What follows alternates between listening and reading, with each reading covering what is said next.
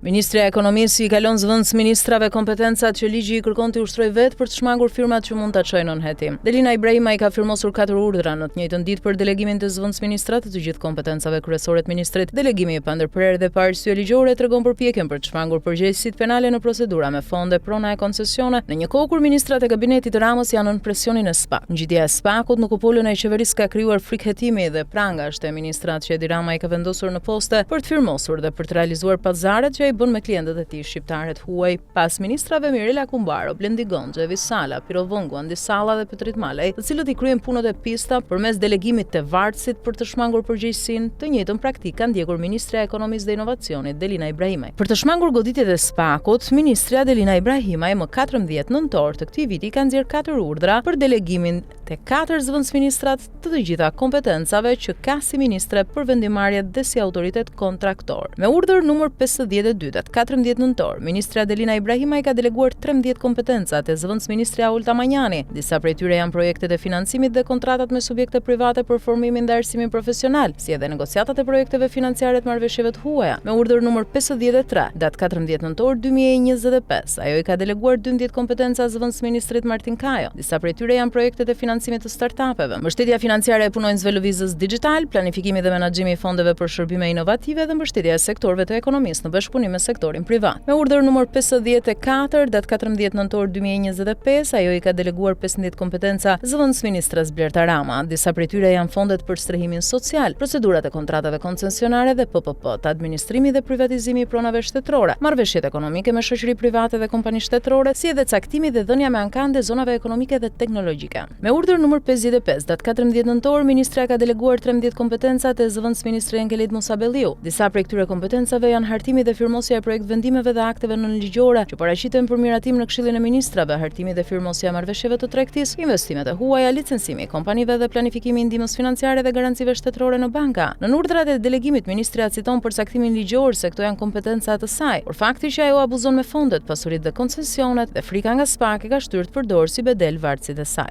Sipas ligjit, delegimi i kompetencave duhet të jetë i përkohshëm dhe bëhet vetëm kur titullari është me leje vjetore, në shërbim jashtë vendit ose në pamundësi shëndetësore për të qenë në zyrë, ndërsa ministra Delina Ibrahimaj i ka deleguar kompetenca deri në përfundim të mandatit si ministre.